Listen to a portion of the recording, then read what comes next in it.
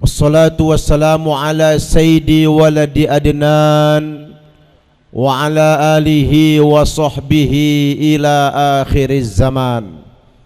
Amma ba'du, fa rabbi shrah li sadri wa yassir li amri wahlul 'uqdatam min lisani yafqahu qawli wahdi qalbi bihaqqi sayyidina Muhammad. Allahumma inna nas'aluka al-futuh wal munuh wal rusuh wa salahal jasadi wal ruh wa taubatan nasuh. Para asatiz, para hujjaj, segenap tokoh masyarakat, sesepuh pinin sepuh yang saya muliakan, segenap pengurus Jakarta Islamic Center yang saya banggakan, Bapak Ibu, adik-adik remaja, hadirin hadirat jamaah salat tarawih rahimakumullah. Alhamdulillah thumma alhamdulillah, puji serta syukur kita panjatkan kehadirat Allah. Berkat taufik, hidayah, inayah serta izin Allah jualah yang dapat menjadikan kita berkumpul pada malam hari ini di suatu tempat yang paling mulia di permukaan bumi, baitun min buyutillah, sebuah rumah daripada rumah-rumahnya Allah Subhanahu wa taala. Kita berharap mudah-mudahan dengan berkah kumpulnya kita pada malam hari ini, Allah Subhanahu wa taala berkenan menghapuskan seluruh dosa-dosa kita yang telah lalu, demikian pula dosa kedua ibu bapak kita. Amin ya rabbal alamin. Semoga salawat serta salam tetap tercurahkan kepada baginda Nabi sallallahu alaihi wasallam. Bapak Ibu saudara hadirin hadirat rahimakumullah. Malam ini kita masuki malam yang ke-8 daripada kita melaksanakan ibadah sholat tarawih dan witir. Berarti 7 hari sudah tanpa terasa ibadah puasa Ramadan tahun ini kita laksanakan. Tentunya kita semua berharap mudah-mudahan seluruh amal ibadah kita, baik yang telah kita laksanakan, yang sedang kita laksanakan, dan yang akan kita laksanakan, semuanya diterima oleh Allah Subhanahu wa taala yang akan memberatkan timbangan amal ibadah kita kelak di yaumil qiyamah. Bapak Ibu saudara hadirin hadirat rahimakumullah. Abdullah bin Abbas satu ketika pernah ditanya oleh seorang laki-laki dengan 3 pertanyaan. Ya Abdullah bin Abbas, wahai Abdullah bin Abbas, ma khairul ayyam, hari apa yang paling baik? Wa ma khairus syuhur, bulan apa yang paling baik? Wa ma khairul amal, pekerjaan apa yang paling baik? Abdullah bin Abbas ketika ditanya ma khairul ayyam, hari apa yang paling baik, spontan beliau menjawab, khairul ayyam yaumul jumu'ah, sebaik-baik hari adalah hari Jumat. Apa argumentasinya? Jumat dikatakan sayyidul ayyam.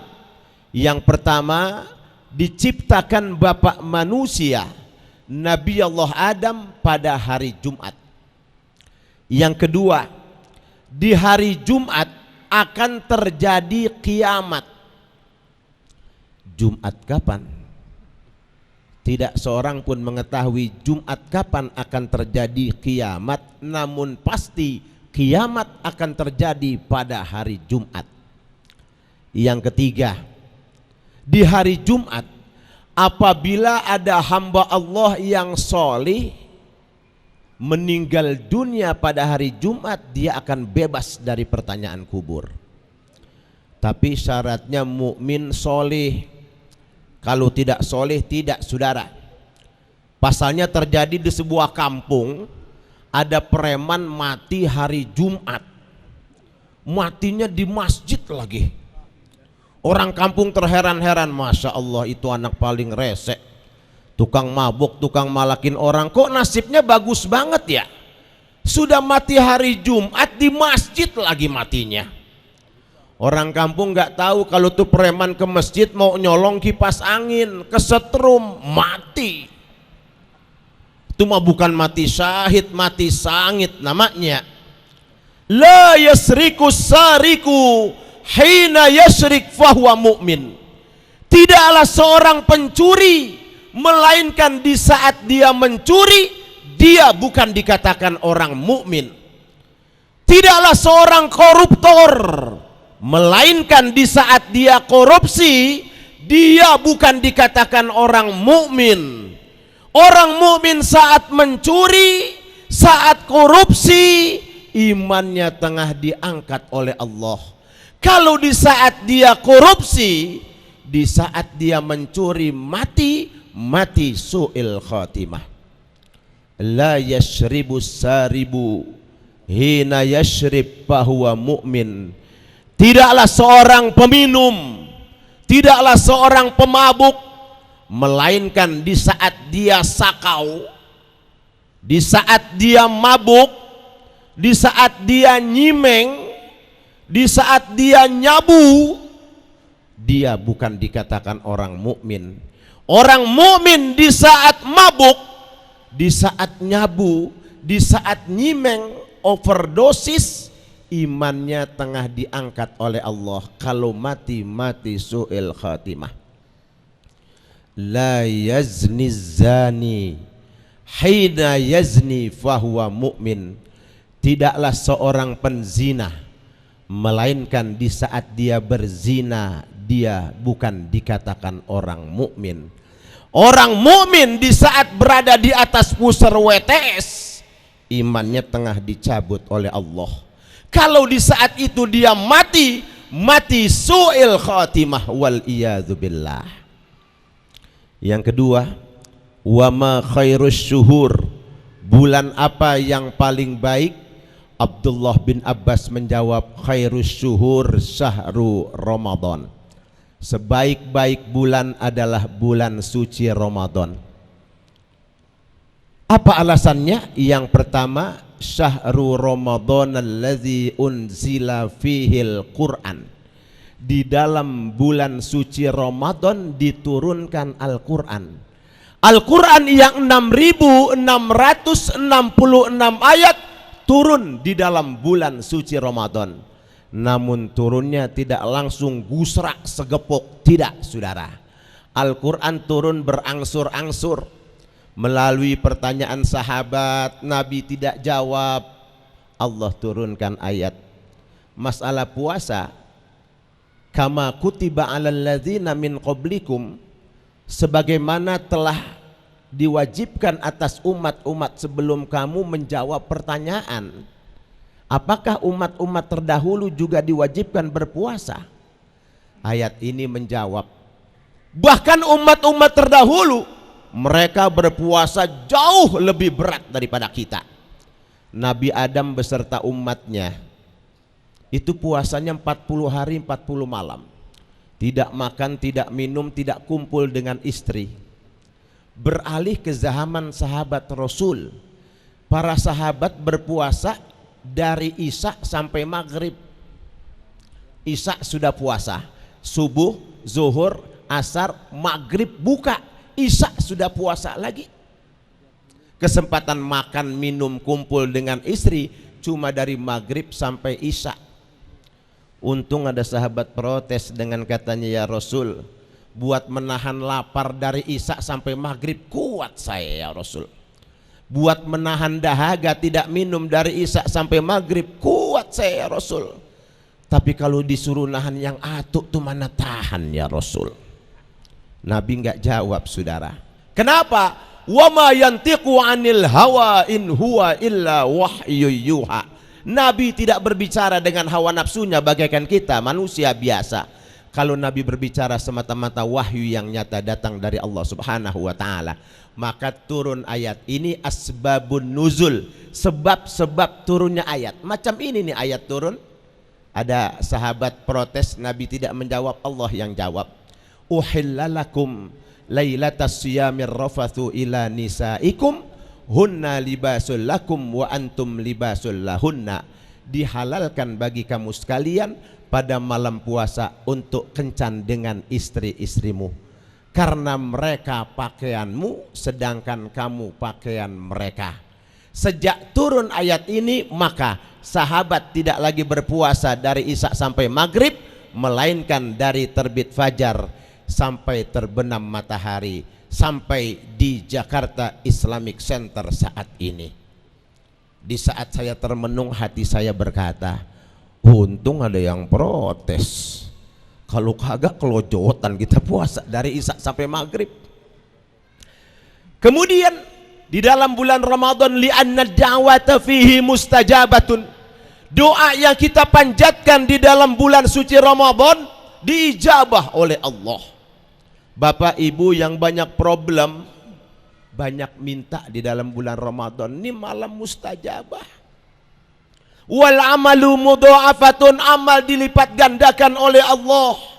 Bapak ibu sholat di dalam bulan Ramadan tidak sama ganjarannya dibanding bulan lain. Bapak ibu baca Al-Quran di dalam bulan Ramadan tidak sama dibanding bulan lain. Apalagi infak sodako, saudara, Masya Allah. Tuh infak sodako satu-satunya amal yang dibayar cash di dunia, cuma infak sodako. Yang lainnya tidak, saudara. Garansinya dari baginda Nabi SAW, ma naqasa malun minas sodaqat bal yazdad yazdad yazdad.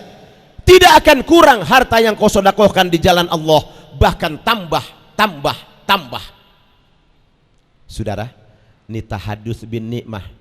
Saya bercerita kejadian yang saya alami, di mana di dalam bulan Ramadan tahun lalu istri saya sakit. Istri saya ini orangnya energik, orang Betawi bilang gesit. Apaan aja dikerjain, jarang sakit, saudara. Hatta pusing-pusing jarang. Bulan Ramadan, tanggal 13 Ramadan beliau sakit. Saya pulang ceramah, kaget, saudara. Kalau ada orang sakit 3 bulan kemudian wajahnya berubah, itu kan wajar. Tapi istri saya hari ini sakit, besok kayak mayat, saudara. Saya pulang ceramah, kaget saya. Astagfirullah. Sudah jelek pikiran saya, dalam hati saya, wah jadi duda juga nih urusan. Saya bawa ke dokter, saudara. Begitu diperiksa dokter, pulang, saya ingat dengan hadis Nabi, as-sodaqatu tadfa'ul bala, sodakoh dapat mencegah bala. Saya lewat musola, saya infak 100.000 dengan niat, ya Allah angkat penyakit istri hamba. Sudah pulang, saudara. Baru masuk rumah, tidak jaman, beberapa menit ada yang ketuk pintu. Assalamualaikum. Waalaikumsalam. Apa kabar? Ustadz, ada kiriman, Ustadz. Begitu saya buka, 1 juta, saudara. Saya nyesel tahu begitu, tadi 1 juta saya infak. Nggak pakai jeman, menit, saudara. Tapi syaratnya ikhlas. Ini kan yang ikhlas yang susah, saudara. Saya sejak jadi manusia, seingat saya baru sekali saya ikhlas. Kapan? Tahun lalu di saat saya di majelis taklim buka tafsir 1/4 jam. Begitu keluar, motor Mio saya diembat maling, saudara. Padahal motor banyak ratusan, posisi saya di tengah. Di depan, di tengah, di belakang. Mau juga diambil kan yang di belakang dekat pinggir jalan. Punya ustadz juga yang diincar. Begitu keluar motor kagak ada. Istilahnya dicondet. Orang secondet keluar nawarkan jasa, Ustadz saya antar Ustadz. Saya bilang terima kasih, saya mau jalan saja. Di jalan saya bicara demikian, ya Allah, kalau si pencuri ini mencuri motor hamba lantaran anaknya kelaparan atau ada keluarganya di rumah sakit, hamba ridho ya Allah. Tapi kalau dia mencuri memang profesinya, tolong ya Rabb, jadikan ini pekerjaan yang terakhir dia mencuri dan beri hidayah padanya. Selesai saya berbicara demikian, hati saya lapang. Saya telepon kawan, minta diantar ke polisi, laporan kehilangan. Kemudian saya pulang, rupanya kabar sudah sampai. Begitu sampai di rumah, wajah istri lecek. Saya tanya, ada apa? Emang bener ya? Apaan?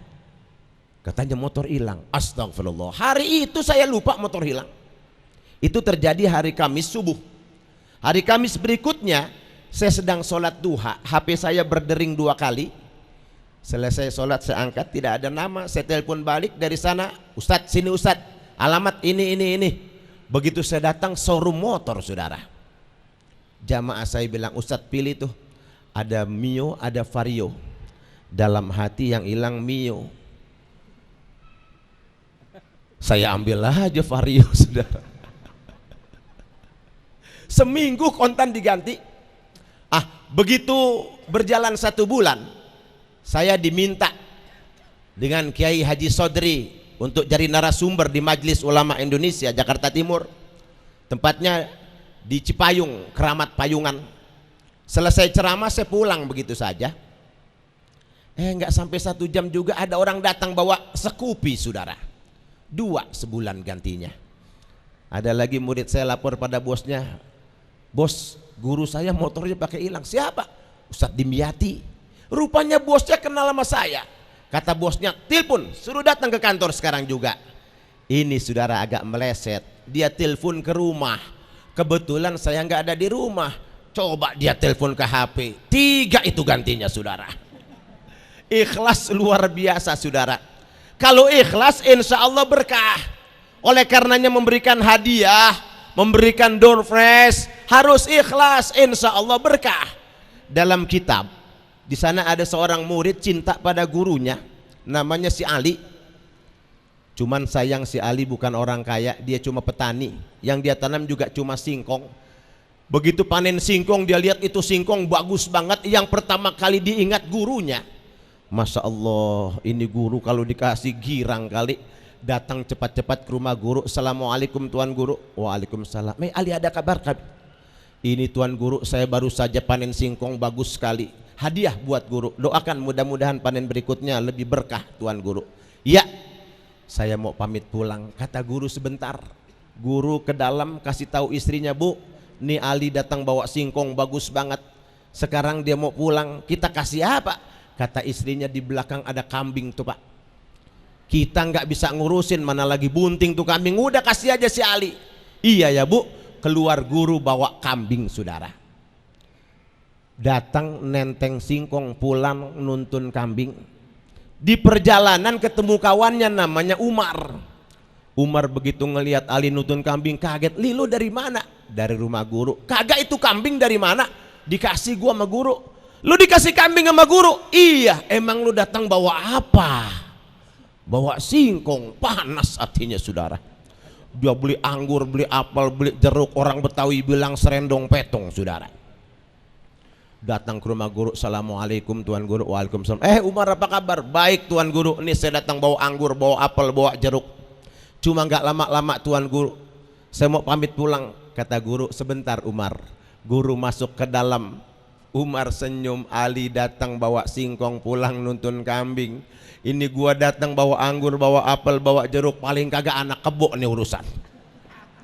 Guru di dalam kasih tahu istrinya, Bu, tadi Ali datang bawa singkong, kita kasih kambing. Nih lihat Umar nih, datang bawa anggur, bawa apel, bawa jeruk, bawa pir bagus-bagus. Sekarang dia mau pulang, kita kasih apa? Kata istrinya, itu singkong si Ali belum diapa-apain tuh Pak. Kasih aja dia singkong.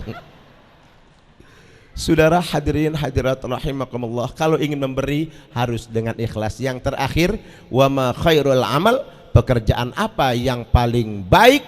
Abdullah bin Abbas menjawab, khairul amal as-shalawatul khams. Sebaik-baik pekerjaan adalah solat 5 waktu. Solat yang pertama kali dihisap. Kalau solatnya beres, insya Allah amal yang lainnya mulus. Tapi kalau solatnya sudah mulai terganjal, amal-amal yang lain pun akan terganjal. Solat ini merupakan wasiat Nabi yang terakhir.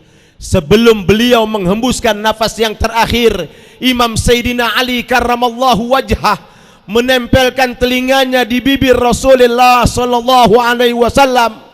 Kalimat yang beliau dengar adalah, ummati, ummati, sholat, sholat. Nabi menghembuskan nafas yang terakhir. Umatku, umatku, sholat, sholat. Itu yang Nabi minta. Pada anaknya sendiri diingatkan, ya Fatimah, sholat. Ya Fatimah, sholat. Ana Rasulullah abuki. Aku Rasulullah bapakmu. tidak akan dapat menolongmu ya Fatimah kalau kau tidak sholat. Anaknya diingatkan macam itu, apalagi kita anak bukan, keponakan bukan.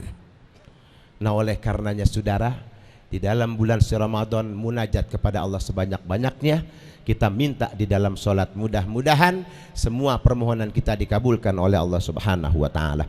Bapak ibu saudara hadirin hadirat rahimakumullah, maksud hati ingin memeluk gunung, apa daya tangan tak sampai. Maksud hati ceramah ini ingin disambung, tapi apa daya tenggorokan sudah capai.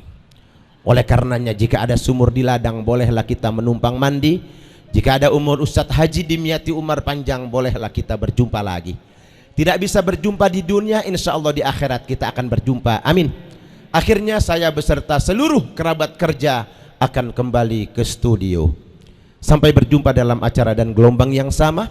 Wallahul muwaffiq ila aqwamit thoriq. Wassalamualaikum warahmatullahi wabarakatuh.